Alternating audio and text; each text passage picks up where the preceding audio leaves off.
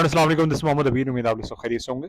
Welcome back to another video. इस video के अंदर हम डिटेल में जो फर्स्ट से लेके 9 अगस्त तक हमारे पास कंपनीज ने रिजल्ट अनाउंस किए उनके जो है वो डिस्कशन करेंगे। सबसे पहले तो वीडियो स्टार्ट करने से पहले मैं आप लोगों को थोड़ा सा रिमाइंड करा दूं कि companies consolidated and unconsolidated result announce करती हैं, उनके अंदर डिफरेंस क्या होता है। कंसोलिडेटेड रिजल्ट्स क्या होते हैं? जब कंपनी अपने फाइनेंशियल रिजल्ट अनाउंस करती हैं जिसके अंदर वो कंबाइंड व्यू देती हैं अपने फाइनेंशियल परफॉर्मेंस की and position of a parent company and its subsidiary company as a single economic entity, which means कि जब कंसोलिडेटेड रिजल्ट हम फाइनेंशियल रिजल्ट देखते हैं जिसमें अर्निंग पर शेयर उसकी देखते हैं, तो उसमें कंपनी अपने पेरेंट जो उसकी वर्किंग होती है, जैसे अगर हम एवीएन की बात कर लें, जैसे हम टीपीएल की बात कर लें, तो उसके अंदर एवीएन की जो सब्सिडी कंपनी है वो ऑक्टोपस है।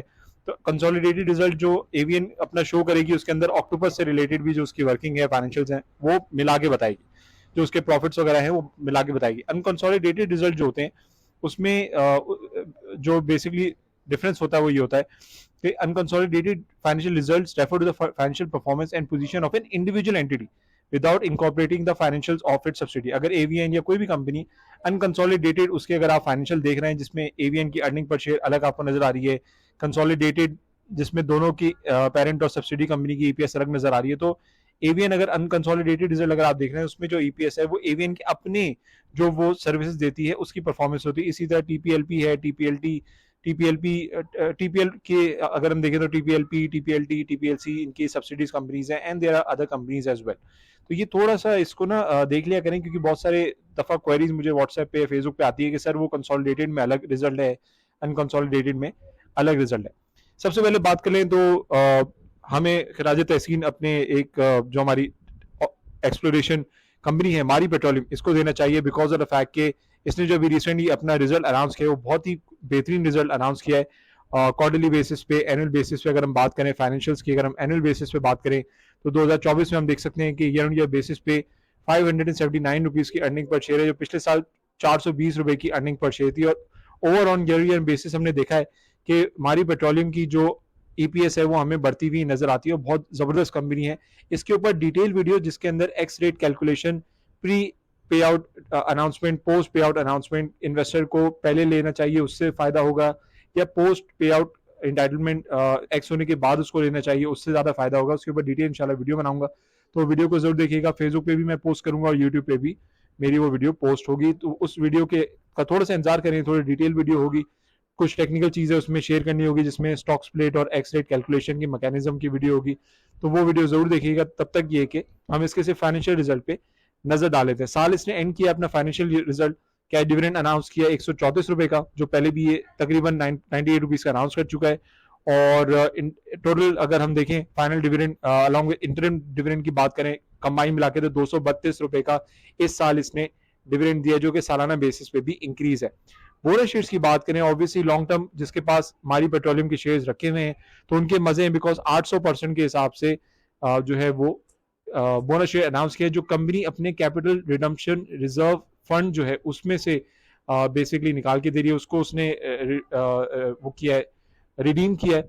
और इसी तरह जो उसके रेवेन्यू रिजर्व्स हैं उसमें भी जो है वो इंक्रीज होने की वजह से कंपनी ने ये अनाउंस किया, और ये रिफ्लेक्शन है कंपनी के strong increasing strong balance sheet and जो फ्यूचर इसकी ग्रोथ हमें नजर आती है डाइवर्सिफिकेशन के हवाले से। तो ओवरऑल जो है वो काफी ज्यादा पॉजिटिव रिजल्ट हमें मारी पेट्रोलियम ने अनाउंस किया है। और फाइनेंशियल रिजल्ट्स की भी अगर हम बात करें तो फाइनेंशियल रिजल्ट भी इसीलिए ग्रो हुए हैं कि कंपनी के जो ओवरऑल सेल्स वॉल्यूम है अपनी गैस की कन्वर्जन की, वो भी हमें सालाना बेसिस पे नजर आ रही है। इसमें हाइड्रोकार्बन की सेल्स है वो इंक्रीज हुई हैं। इसके अलावा नेट सेल्स है 181 बिलियन और 77.3 बिलियन की जो है हमें 25% और 38% के हिसाब से सालाना ग्रोथ नजर आती है, जो जिसकी वजह से इसकी अर्निंग पर शेयर हमारे पास 579 नजर आ रही है। तो ओवरऑल काफी ज्यादा पॉजिटिव मोमेंटम मारी पेट्रोलियम का हमें यहाँ पे नजर आता है। जिसमें इसके एक्सप्लोरेशन की भी बात करें तो मजीद डिस्कवरीज हमें जो है वो एक्सप्लोर करता हुआ हमें नजर आ रहा है। इसके अलावा अप्रेजल्स की बात करें, जो डेवलपमेंट है, मजीद रिजर्व्स वगैरह हैं वो इसके इंक्रीज होते हुए हमें नजर आ रहे हैं। सक्सेसफुल अप्रेजल प्रोग्राम जो अभी गाजी गैस डिस्कवरी उसकी वजह से भी पॉजिटिव मोमेंटम है। कुछ 4 डेवलपमेंट वेल्स हैं, फिर शेवा 2 वेल है वो भी कंप्लीट होता हुआ हमें नजर आ रहा है। तो ओवरऑल कंपनी जो है वो अपने इन सारे सिनेरियोज की वजह से काफी ज्यादा पॉजिटिव मोमेंटम शो कर रही है। फिर रिसेंटली मारी पेट्रोलियम की जो लीज की एक्सटेंशन है गवर्नमेंट के साथ वो भी हमें इंक्रीज होते हुए नजर आई। 5 साल की इंक्रीज है जो कि 2019 तक 15% एडिशनल पेमेंट जो है वो इसको रिसीव होगी, ये भी एक तरीके से काफ़ी ज़्यादा पॉजिटिव मोमेंटम है। देन वी हैव माइनिंग, जो चगाई डिस्ट्रिक्ट ऑफ बलूचिस्तान में जो मजीद मिनरल एक्सप्लोरेशन लाइसेंसेस को मिले हैं, वो भी काफ़ी ज़्यादा पॉजिटिव फाइनेंशियल ऐड करते हैं। ओवरऑल काफ़ी ज़्यादा पॉजिटिव मोमेंटम हमें नजर आता है। Cloud computing and artificial intelligence के अंदर भी बोर्ड ऑफ डायरेक्टर्स ने जो है वो अप्रूव कर दिया है कि वो एक सब्सिडी बना के इस चीज़ पे भी फोकस करें, ताकि डिजिटाइजेशन को यूज़ करके वो आगे अपनी कंपनी अच्छी परफॉर्मेंस और सर्विसेज दे सके। शेयर ट्रांसफर बुक की अगर हम बात करें तो 19 सितंबर से 24 सितंबर इसकी बुक क्लोजर की डेट है, विच मींस कि 19 सितंबर से पहले पहले 2 डेज माइनस अगर हम कर लें वर्किंग डे, तो वो उसकी एक्स डेट हमें नजर आती है, और स्पॉट डेट जो है वो एक दिन पहले हमें नजर आती है, विच इज 18 सितंबर। तो सितंबर में जाके ये एक्स होगा, तो देखते हैं कि सितंबर में जाने से पहले पहले क्या ये स्टॉक हमारी पेट्रोलियम जो है वो अभी जो इसका momentum since being priced eight 2600 2500 वहां से ये राइज करता हुआ हमें काफी ज्यादा नजर आ रहा है, और तकरीबन 3100 अबव ट्रेड करा, विच इंडिकेट्स कि भाई मंथली बेसिस पे अगर हम बात करें तो अपना हिस्टोरिकल हाई बनाता हुआ नजर आ रहा है। एंड नोबडी नोज कि एक्स होने से पहले क्या 4000 तक जो है वो जा सकता है नहीं जा सकता, will have to wait and see. इसके बाद डिटेल वीडियो आएगी इंशाल्लाह, उसका थोड़ा सा इंतजार करें।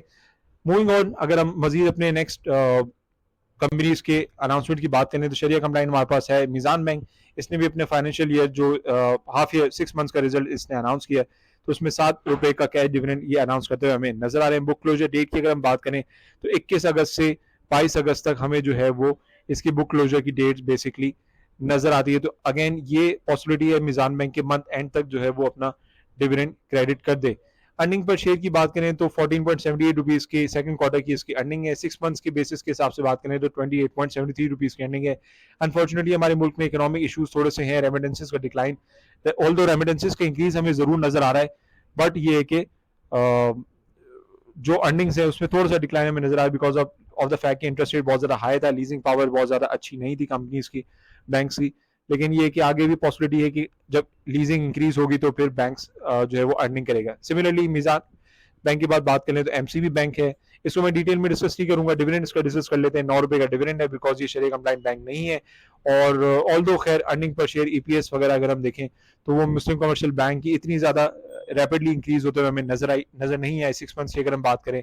और सेकंड क्वार्टर अगर हम यहाँ देखें तो तकरीबन ₹13 की अर्निंग पर शेयर हमें मुस्लिम कमर्शियल बैंक की नजर आती है। सिमिलरली बैंक अल अबीब की बात कर लें, बैंक अल अबीब ने भी ₹3.5 का कैश डिविडेंड अनाउंस किया है अपने शेयर होल्डर्स को। सिक्योर लॉजिस्टिक ग्रुप लिमिटेड, आपको याद होगा ये एसएलजीएल अभी रिसेंटली हमारे मार्केट में आई हुई एक कंपनी है, और इसने भी जो है वो अपनी अब जाके जाहिर सी बात है लिस्ट होने के बाद जब कंपनी अपने फाइनेंशियल रिजल्ट शो करती है तो उसके हमें आगे आने वाले टाइम फ्रेम में उसका क्या ट्रेंड डेवलप हो सकता है वो हमें नजर आता है। आई पर्सनली बिलीव कि मुल्क में इकोनॉमिक हालात थोड़े और बेहतर होते हैं, इंपोर्ट एक्सपोर्ट इंक्रीज होती है, तो ये लॉजिस्टिक कंपनीज जो होती हैं वो अपने रिजल्ट अच्छे अनाउंस कर सकती हैं। 2023 के बाद ऑब्वियसली लिस्ट होने के बाद अपने सेकंड क्वार्टर का रिजल्ट हमें ये अनाउंस करते हुए नजर आ रहे हैं। तो आगे जाके देखना होगा कि क्वार्टरली रिजल्ट्स अगर अच्छे परफॉर्म होते हुए हमें नजर आते हैं तो डेफिनेटली जो है वो प्राइस इसकी इंक्रीज हो सकती है। अभी रिसेंटली मैंने और मेरी कम्युनिटी ने एसएलजीएल के अंदर एट द डिप जो इसने पोस्ट आईपीओ लिस्ट होने के बाद जो इसने ट्रेंड बनाया था, आप देख सकते हैं 8.50 रुपीज का लो बनाया था, तो वहां पे हमने इन्वेस्टमेंट की थी और क्लोज टू 10 रुपीज जो है वो प्रॉफिट टेकिंग अभी हमने वीकली बेसिस पे इसके अंदर करी है। कंसिडरिंग इसका रिजल्ट आने वाला था, रिजल्ट से पहले पहले इसके अंदर प्रॉफिट टेकिंग हमने ऑलरेडी कर ली थी। तो ओवरऑल आई बिलीव के एसएलजीएल के आगे जाके हालात बेहतर हो सकते हैं। अभी इन्होंने जो अपना रिजल्ट अनाउंस किया है वो कंसिडरिंग के जो इकोनॉमिक इशूज है उसमें फिर भी काफी बेहतर रिजल्ट है। और प्रॉफिट आफ्टर टैक्सेशन की बात करें तो वो भी हमें 114 बिलियन का जो है वो नजर आता है। तो ओवरऑल जो है वो अच्छी मूवमेंट एसएलजीएल की जरूर है, एंड आई बिलीव के आगे जाके अच्छा परफॉर्म कर सकता है। मूविंग फॉरवर्ड बात कर लें, एक हमारे पास जो बेहतरीन डिविडेंड पेइंग स्टॉक है सीमेंट सेक्टर के अंदर, that is best way cement. Continuous basis पे अपने इन्वेस्टर्स को क्या डिविडेंड देता है, ₹8 की इसकी अर्निंग, इसकी जो डिविडेंड इसने अनाउंस किया है।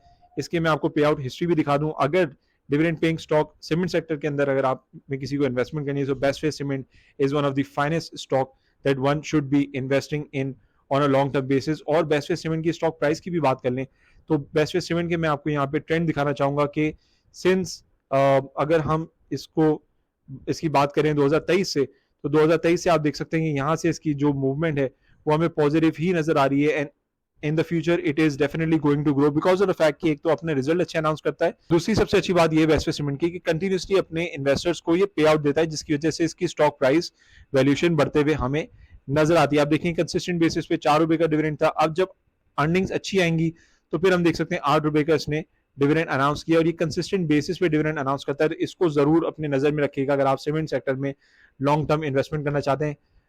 आई थिंक इसकी जो ग्रोथ है वो कंटिन्यूसली यहाँ से 400 rupees 300 rupees first and foremost, and in the future cement के हालात बेहतर होते हैं, साइक्लिकल सेक्टर के हालात बेहतर होते हैं, मुल्क में इकोनॉमिक हालात बेहतर होते हैं, तो डेफिनेटली बेस्ट वे सीमेंट का जो स्टॉक है वो यहाँ से 300 रुपीज से लेके 400 रुपीज की रेंज में ट्रेड कर सकता है। अगस्त के मंथ में ही जो है ये बुक क्लोजर की इसकी डेट है, तो फर्स्ट वीक ऑफ सितंबर तक ये अपना डिविडेंड क्रेडिट कर देगा। अर्निंग्स की बात करें 2023 से 2024 की, तो हम देख सकते हैं जो ग्रॉस टर्नओवर है वो भी इंक्रीज होता हुआ हमें नजर आ रहा है। ग्रॉस प्रॉफिट की बात करें तो वो भी हम सालाना बेसिस पे 32.2 मिलियन की अगर हम बात करें तो वो भी इंक्रीज अर्निंग्स हमें यहाँ पे नजर आती है। तो ये बहुत अच्छे रिजल्ट्स जो है वो वेस्टवे सीमेंट शो करता है, और 23 रुपए की इसकी सालाना बेसिस पे अर्निंग्स हमें नजर आ रही है। This concludes the analysis and discussion on the companies announcements from 1st till 9th में। If you are not following me on Facebook, do follow on Facebook. कोई भी क्वेरी हो, क्वेश्चन हो तो मुझे आप व्हाट्सएप पे रीच आउट कर सकते हैं। कम्युनिटी का पार्ट बनना चाहें तो you can fill the form given in the description below. Until next time, this is Mohammad Abir signing off. Take care. Allah Hafiz.